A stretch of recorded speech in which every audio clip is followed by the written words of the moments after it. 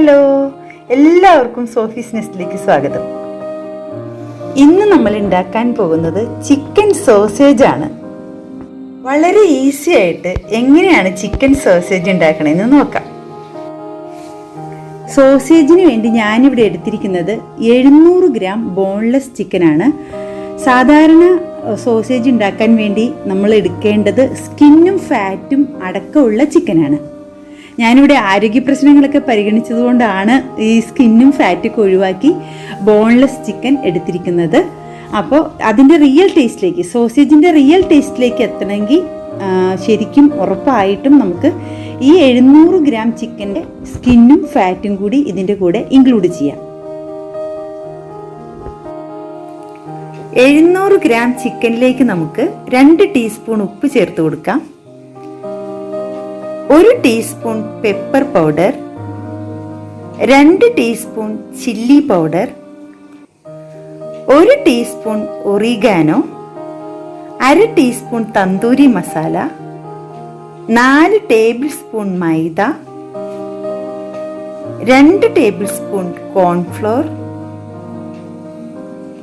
3 teaspoon soya sauce. ഞാൻ dark soya sauce ആണ് ചേർത്ത് കൊടുക്കുന്നത്. ഇത്രയും ചേർത്തിട്ട് നമുക്ക് നന്നായിട്ടൊന്ന് ഇളക്കി യോജിപ്പിക്കാം. അതിനുശേഷം മിക്സിയിൽ നമുക്ക് നന്നായിട്ടൊന്ന് ഗ്രൈൻഡ് ചെയ്തെടുക്കാം. നന്നായിട്ട് ഫൈനായിട്ട് നമുക്കിതൊന്ന് അരച്ചെടുക്കാം. കണ്ടോ, ഇപ്പൊ നന്നായിട്ട് അരച്ച് വന്നിട്ടുണ്ട്. നല്ലതായിട്ട് അരയണം. ഇനി നമുക്ക് സോസേജിന്റെ ഷേപ്പിൽ കയ്യിലിത്തിരി എണ്ണയൊക്കെ പുരട്ടി കൊടുത്ത് ഒട്ടിപ്പിടിക്കാതിരിക്കാൻ വേണ്ടിയിട്ടാണ് എണ്ണ പുരട്ടണത്. ഇനി ഇതൊന്ന് ഉരുട്ടി സോസേജിന്റെ ഷേപ്പിലേക്കാക്കാം. ഏകദേശം ഒരു ഷേപ്പ് ആയാൽ മതി. അതിനുശേഷം നമ്മൾ ഫോയിൽ പേപ്പറിൽ ചുരുട്ടിയെടുക്കുമ്പോൾ കറക്റ്റ് ഷേപ്പിലേക്ക് വന്നോളും. ഇപ്പം നമുക്ക് ഏകദേശം ഇതേപോലെ ഷേപ്പിലാക്കി വെക്കാം. എല്ലാം നമുക്കിതുപോലെ ഉരുട്ടി വെക്കാം.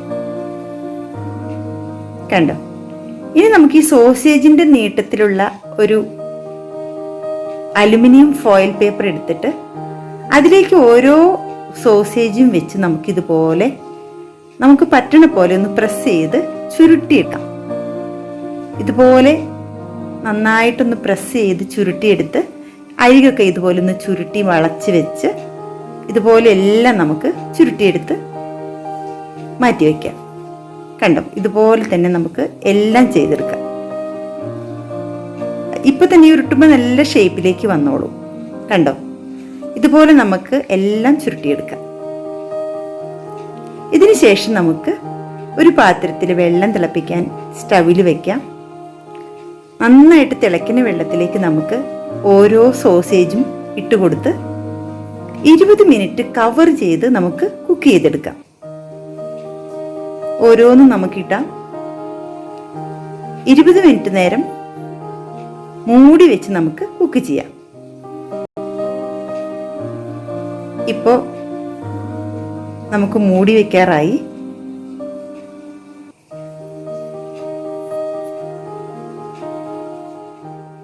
എല്ലാം കുക്കായി വന്നിട്ടുണ്ട്. 20 മിനിറ്റ് നേരമാണ് ഞാൻ കുക്ക് ചെയ്തത്. ഇനി നമുക്കിതൊന്നും തണുക്കാൻ വേണ്ടി മാറ്റി വയ്ക്കാം. ഇപ്പൊ തണുത്തിട്ടുണ്ട്. ഞാനിതൊന്ന് തുറന്ന് കാണിച്ചു തരാം. കണ്ടോ, നമ്മൾ കടയിൽ നിന്നൊക്കെ വാങ്ങിക്കുന്ന അതേപോലെ ഷേപ്പിൽ തന്നെയാണ് വന്നിരിക്കുന്നത്.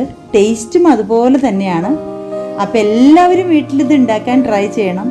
വളരെ ഈസി ആയിട്ട് കുട്ടികൾക്കും വലിയവർക്കും ഒക്കെ ഒരേപോലെ ഇഷ്ടമുള്ള ഈ സോസേജ് നമുക്ക് ഉണ്ടാക്കിയെടുക്കാം. ഇനി നമുക്കിത് എണ്ണ ചൂടാക്കി ഒന്ന് ഫ്രൈ ചെയ്തെടുക്കാം. നമ്മുടെ ഇഷ്ടം അനുസരിച്ച് മൂപ്പ് കൂട്ടിയോ കുറച്ചൊക്കെ നമുക്കിത് ഫ്രൈ ചെയ്തെടുക്കാം. ഇത് ഓൾറെഡി കുക്ക് ആയതുകൊണ്ട് ഓവർ കുക്കിങ്ങിൻ്റെ ആവശ്യമില്ല. ഇനി ആവശ്യത്തിന് മൂപ്പിൽ നമുക്കിത് വറുത്തെടുക്കാം. ഇപ്പം റെഡി ആയിട്ടുണ്ട്. ഞാൻ എണ്ണയിൽ എടുക്കാൻ പോവാണ്. കണ്ടോ, ഇതുപോലെ നമുക്ക് വളരെ ഈസി ആയിട്ട് വീട്ടിൽ തന്നെ ഉണ്ടാക്കിയെടുക്കാൻ പറ്റുന്ന ഒരു ഐറ്റമാണ് സോസേജ്. അപ്പോൾ എല്ലാവരും ട്രൈ ചെയ്യണം. ഇനി നമുക്കിതൊന്ന് കട്ട് ചെയ്ത് നോക്കാം. കണ്ടോ, വളരെ സോഫ്റ്റായിട്ട് നമുക്കിത് കട്ട് ചെയ്തെടുക്കാൻ പറ്റും. ഫാറ്റും സ്കിന്നും കൂടി ഇൻക്ലൂഡ് ചെയ്യുകയാണെങ്കിൽ കൂടുതൽ സോഫ്റ്റായിട്ടിരിക്കും. അതെല്ലാവരും പ്രത്യേകം ശ്രദ്ധിക്കുക. അപ്പോൾ എല്ലാവരും ഉണ്ടാക്കി നോക്കണം.